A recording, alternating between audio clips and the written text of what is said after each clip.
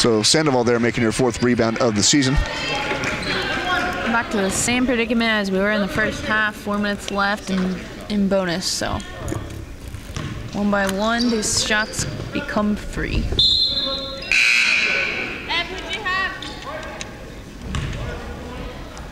Yeah, one of the interesting things about Cuesta is we talk about 60% of our athletes are from outside the area, and 40% of the students.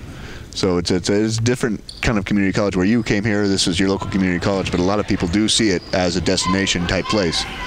Can't blame them. It's excellent weather. You have the beach, you have the mountains. Not many people experience Januaries like we do here, do they? Oh. Januaries are cold. And of course, your husband was a student athlete here from outside the area, from the Fresno area. Yes. As so many people do make their way over here from Fresno, at least during the summer. He says it's a good place to be from. Well, Chadwick puts up the 3. It's going up here. And Bulldogs bring the ball back up. Herrera bringing it up. A sense of rapid fire on both ends here, it seems like. Well, I know what you're supposed to say about the state center is don't say Fresno, you say Fres yes, right? He says he's from Clovis. That's what they all say. Justine Rowland comes inside for 2.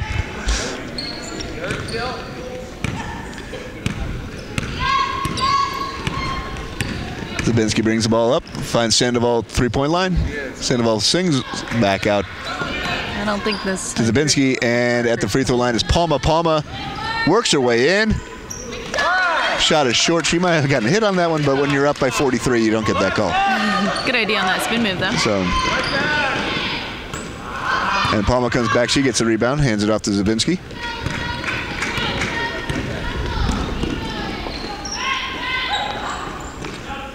Zabinski, Palma.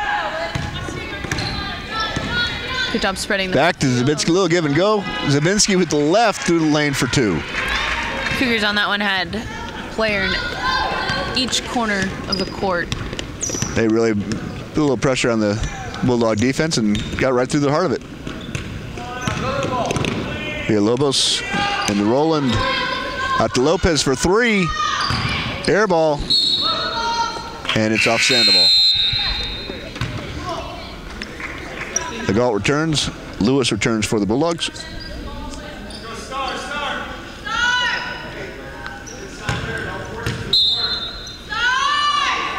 Gas level's starting to run a little bit low on both teams right now on energy. You're watching more and more shots show up short. As the legs come, so here comes Chadwick down the middle. Nice pass. And Zabinski ran the floor well, found a nice spot on the block. Easy, again on the left. And it's 87-40 with 1:45 to go. Esordia into Lewis. Lewis is going to back down DeVeggio. Who's backing that down? In the block. And DeVeggio's got no recourse but to hold. And she's called for the foul. And it looks like Lewis hit the ground hard, maybe a knee. You hate to see that late in the game like this. Yeah. But she looks like she's going to be able to get up. Might have been an ankle. Trainer Anthony Geiger's coming up to the floor. Putting a lot of effort out there. And she's up, and she's walking off under her own power, so that's good. She's going to stay in the game, so. See if that can fuel into some positivity out here. Like we were saying, there's not much quit in these Bulldogs. That's what I'm saying. I'm hoping it turns into something positive, though. So, after something like that, it's easy to get angry. Desmond Chavez steps up to the table here. I think she's going to go in right afterwards.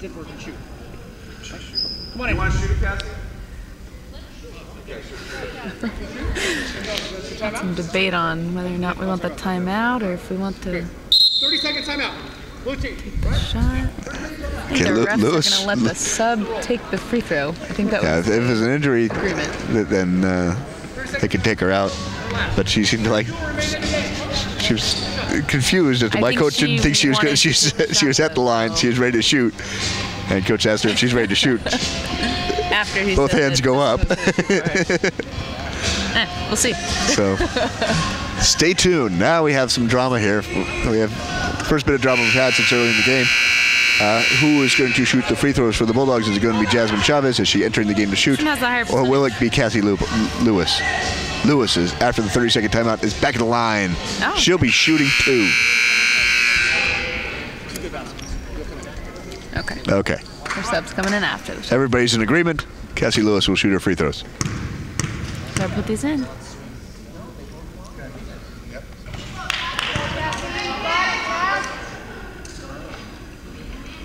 Wide right on the first one.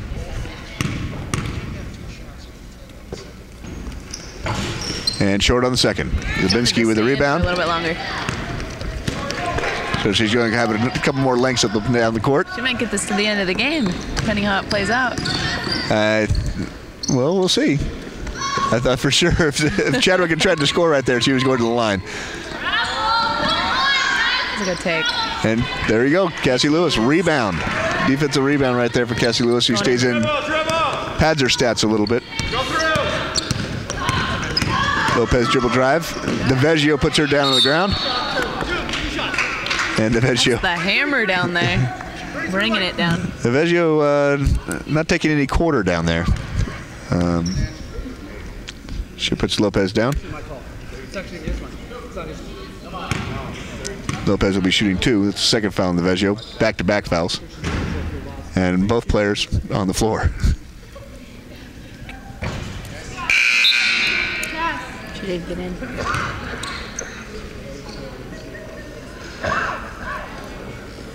Lopez's first shot is missed. Lopez will have second right here. And we'll be under a minute, or at a minute in just a few seconds. Second one is no good. DeVeggio gets a rebound. Tied up with Chavez. 3-on-1. And the jump ball will go to Cuesta. One of the first things they teach you, don't bring that ball down. All you little guard types will go for it. So DeVeggio gets tied up. Cougars get the jump ball on the arrow. And Zabinski brings it up. Up to Legault. Chavez is very aggressive out there. She got rid of that ball real quick. Chadwick with the dribble drive. Kicks it out to Sandoval. Sandoval. You got a little happy feet, as you were saying earlier. A little happy feet. She got the ball, did a little dance, and called for the travel. You need to square up and take that shot. So we are under a minute with 40 seconds left in this game. Cuesta 87, Allen and Hancock 40. Cougars are about to go 3-1 in the Western State Conference, improve to 15-8 on the season. Bulldogs fall to 4-16, remain winless in the Western State Conference. Chavez called for the travel herself. Potentially the last possession of the game here. We'll see if Cougars choose to hold it out or they still want to play running gun. So another high-scoring game, at least on one side this night.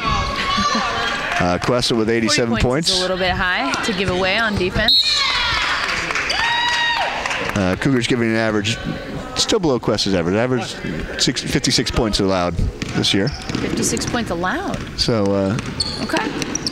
The risk-taking defense is a little different than the deep zone back in the Moose off days. But asking for close games here. DeVeggio with a swat cannot get the ball. 0.3 seconds left because our clock man Tommy Jen is just too good to let that last 3/10 of a second go. So there's your ball game.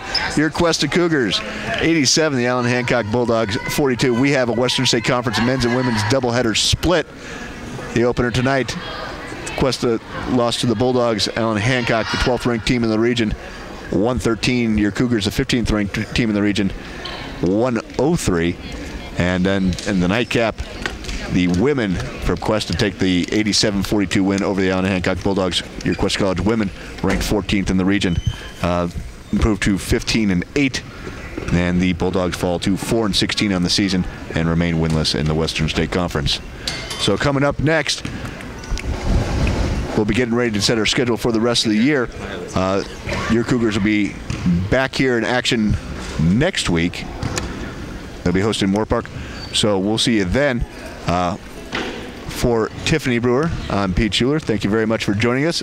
Once again, your Cougars 87-42 in the women's game.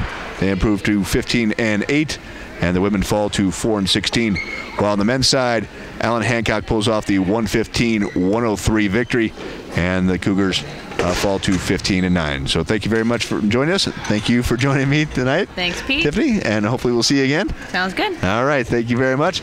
Once again, Cuesta TV is a production of the Cuesta broadcast class, and we'll see you next time on campus.